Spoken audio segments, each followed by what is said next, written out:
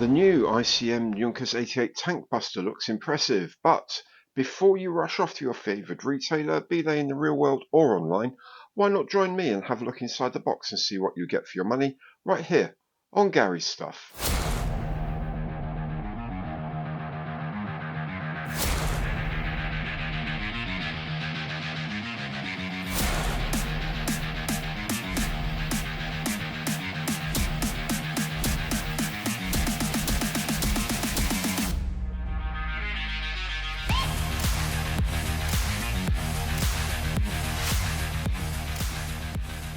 Hi, I'm Gary and welcome to this look at the new Junkers 88P Tank Buster in 1/48 scale from ICM. This kit was sent to me by ICM as a review sample. However, they, like you, just want an honest review, and that's what they, like you, are going to get. If you like the video, you can support the channel for free by giving it a thumbs up on the like button below and by subscribing to the channel. Hit the bell to be notified of all my future content. Links to other ways to support the channel are in the information box below. Before we get to the kit, let's have a brief look at the Junkers 88 itself.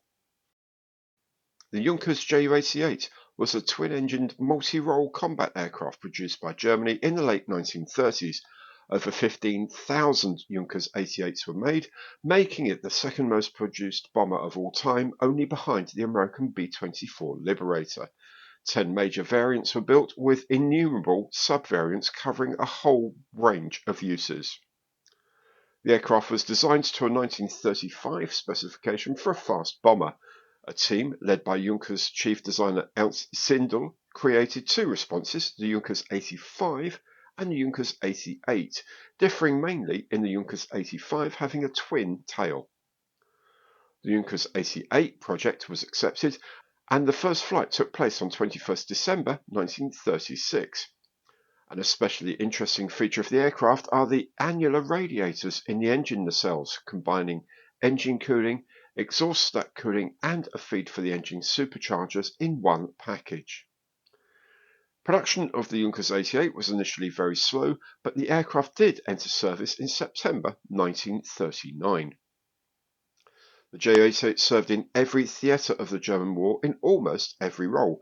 It excelled as a fighter bomber on the Eastern Front and was a highly successful night fighter. In mid-1942, the Junkers 88P attack bomber version emerged. This was armed with a 75mm Bordkanone Pak-40 gun in a ventral pod intended to be used either in the anti-tank or anti-bomber role. Later versions had twin high-velocity 37mm BK-37 cannons instead. However, the type was not successful and the experiment was concluded after about 40 had been built. Towards the end of the war, older airframes were converted into flying bombs in the Mistel project, where the bomber, carrying a large shape-charged warhead in its nose, was guided for most of its flight by a parasite fighter, a Bf-109 or FW-190, that was released shortly before the final attack. The Junkers 88 was also operated in smaller numbers by the air forces of Finland, Spain, Romania and Hungary. Just two complete Junkers 88s exist, both from defecting aircrew.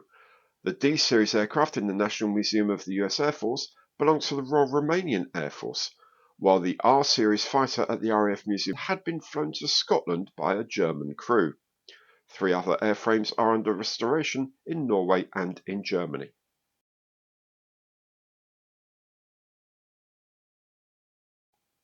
This new Ju-88P model from ICM derives from a tooling first made in 2015. Since then, there have been numerous releases based on the core kit, including bomber, torpedo bomber, fighter, night fighter, and reconnaissance versions. There have also been additions to the bomb fitted with the Paravane system for cutting barrage balloon cables, and 2 versions of the Mistel flying bomb with a Bf-109 fighter. This tooling was also used by Revell for their 2017 release and by Special Hobby for a 2017 release with version-specific extra parts. Other manufacturers that have created the Junkers 88 at 1/48 scale include AMT from 1977, Dragon created their tooling in 1993. This was subsequently changed with new parts in 1995, 1997, and from 2004 to 2007. The Dragon tooling formed the basis of releases by Hasegawa in 1993 and 98, under the DML label in 94, by Revell in 1998 and 2001, and by Cyber Hobby in 2010 with extra crew figures. Hobbycraft created their own tooling in 1990 to 1992, later released under the Kitech brand in 2011.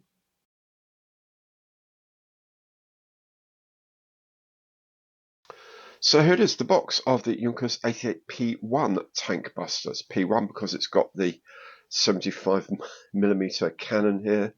The P2 and later had twin 37mm cannons instead.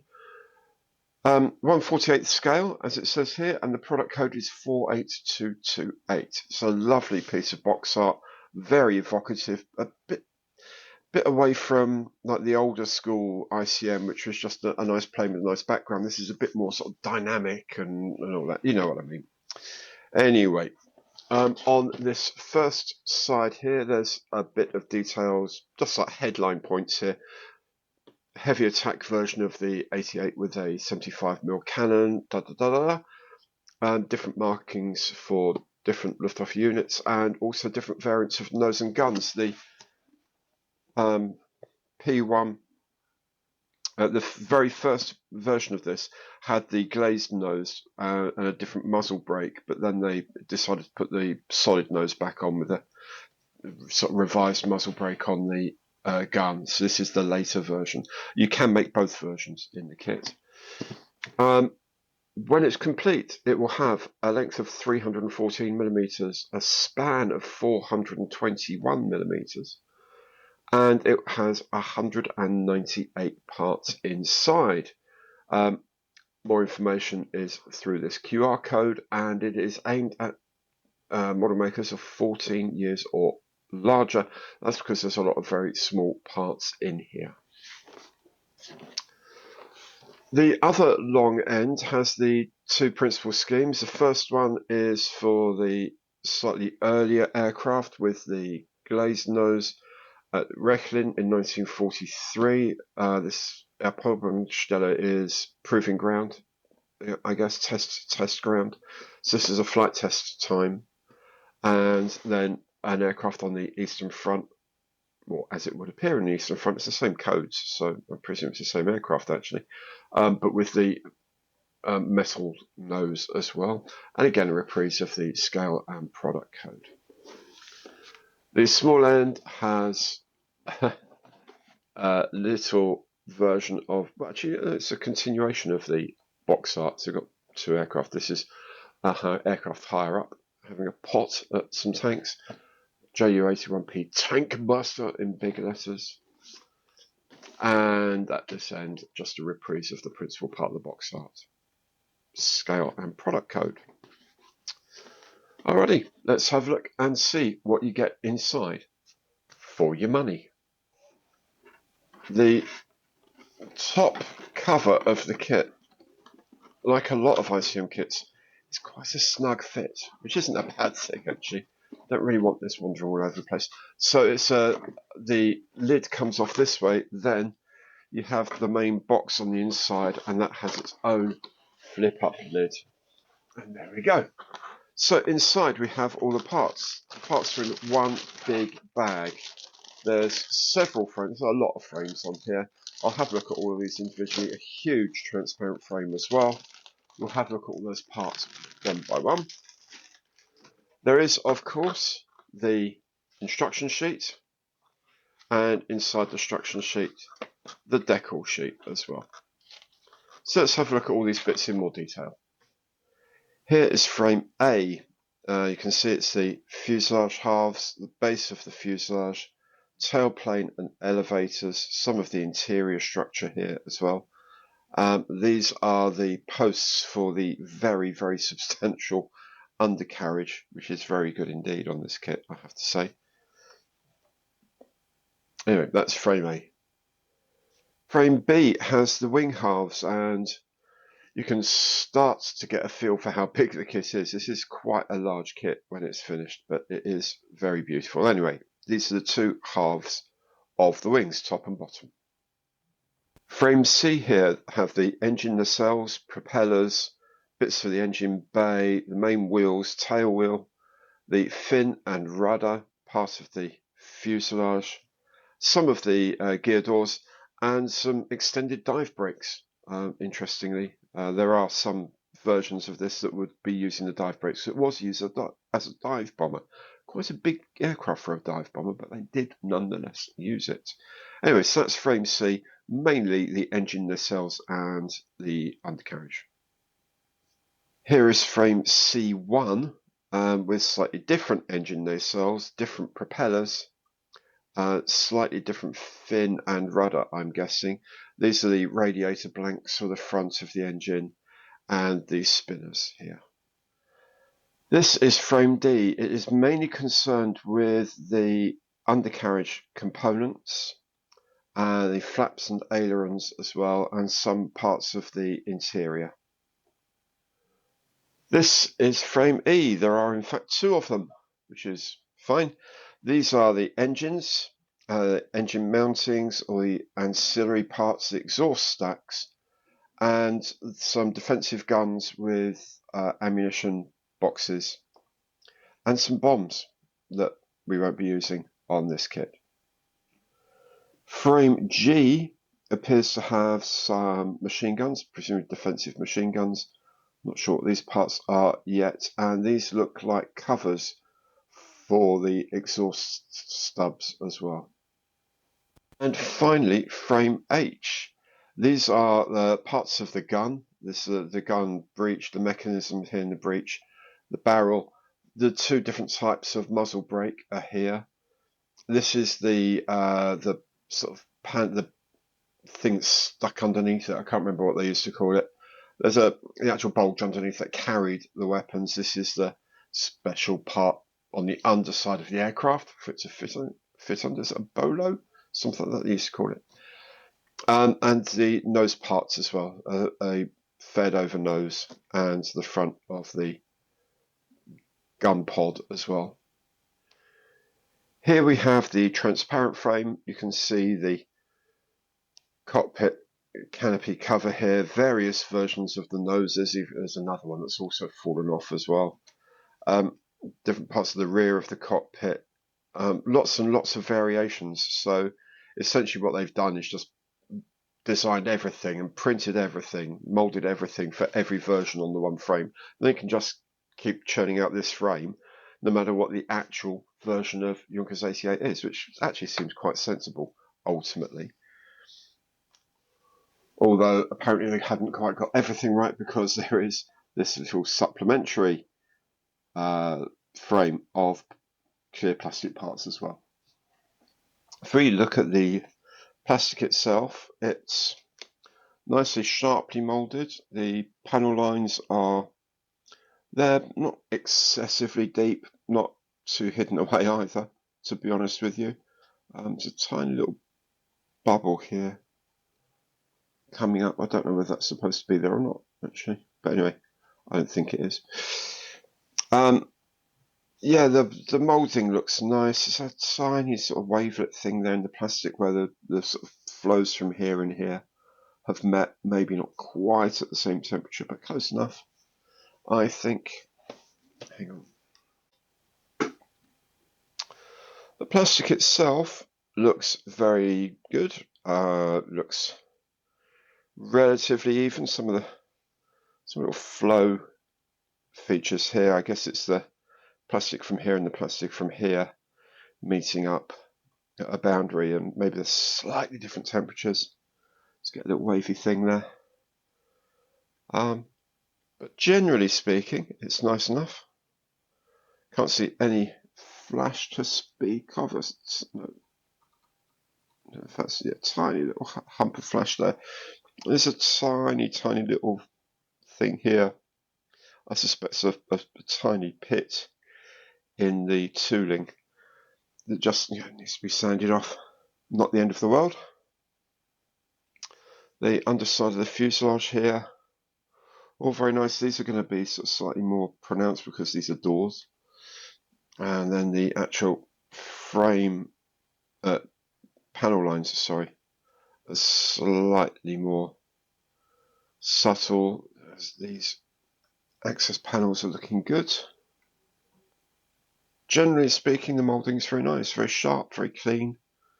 From memory, these panel lines are really quite good to highlight because they're not too deep, don't look really silly, but then they're not so thin that when you put a dark camouflage on and then panel lines, you can still see the panel lines. And of course you get the scale effect because you're at 1/48 here, you're not life size. So yes, these panel lines would not have been that wide, scaled up to 48, but then, had they not been, then you wouldn't see them anyway. But a lot of people think that way. I don't know.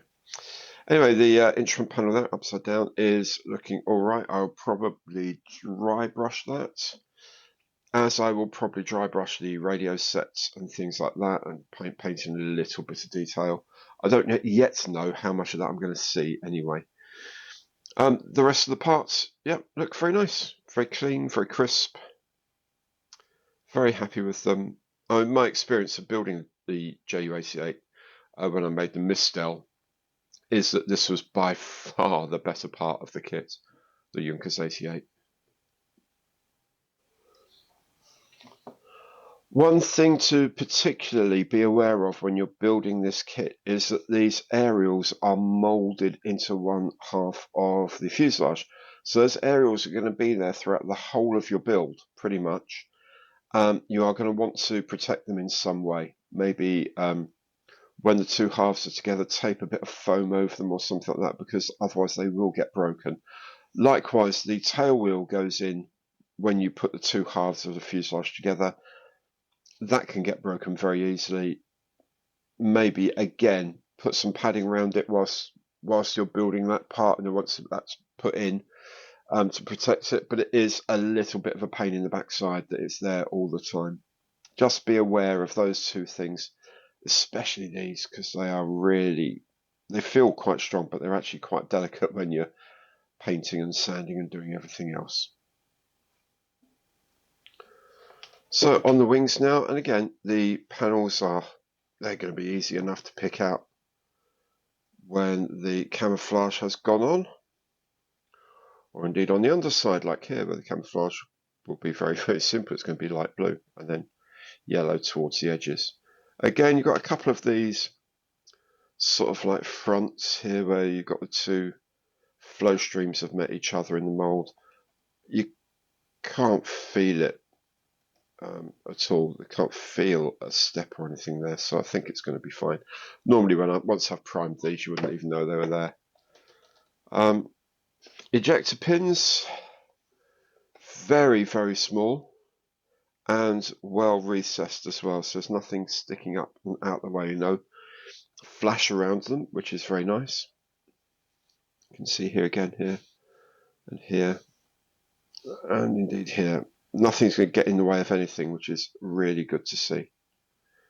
Only a few, there are quite a few locator pins on here. They don't normally have as many as these. I guess it's quite a big kit.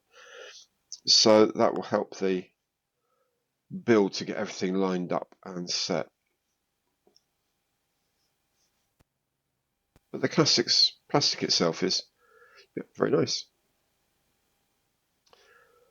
Have a look at some of the more sort of detailed bits and pieces now. The engines look very nicely cast. As I say, I have made these before, and they were a joy to put together. They're very straightforward. Get the other side, you can see the other side of the stacks as well. The exhaust stacks each come in like two halves which interlace, so they get them sort of close stacked together without it being an issue with moulding. That works very, very well. The supports are nicely modelled. There's the supercharger body there.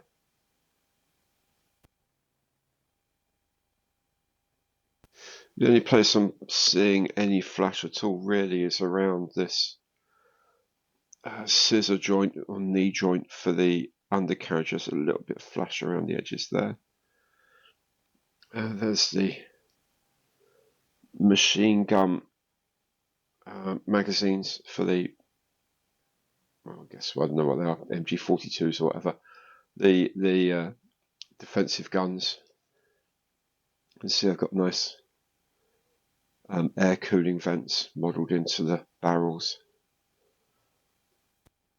So I think that's the maybe fuel injection system. Anyway, all the parts very neat, very clean. As I say, the only tiny bit of flash I've seen on the whole of this frame is just on this one part here. That's easy enough to clean up. On then to the instruction sheet, and it is very much of the modern way of doing things for ICM. Full colour front with a reprise of the main box art here. A history of the Junkers 88P, one in Ukrainian and in English. Technical specs in Ukrainian and in English. There's the colour call out. It sits down here. All of these colour references are ICM's own colour system. And there's a quick sort of conversion of all of the symbology used in there as well.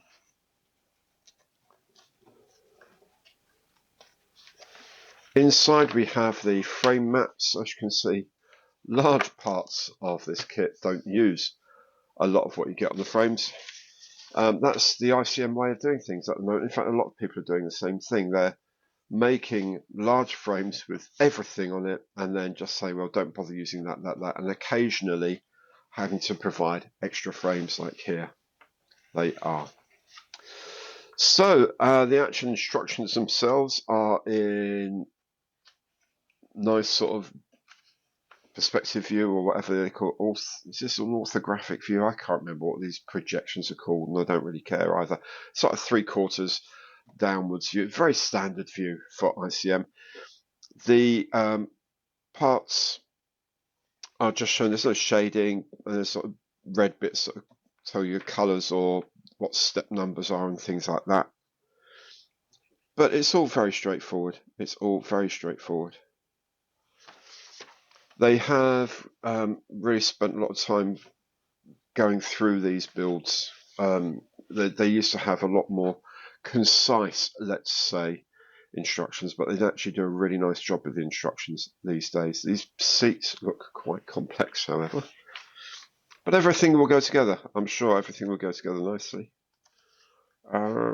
It sort of suddenly goes from a real sort of struggling around kit, and you just put a few things together and suddenly the whole thing turns into a Junkers 88. It's quite amazing.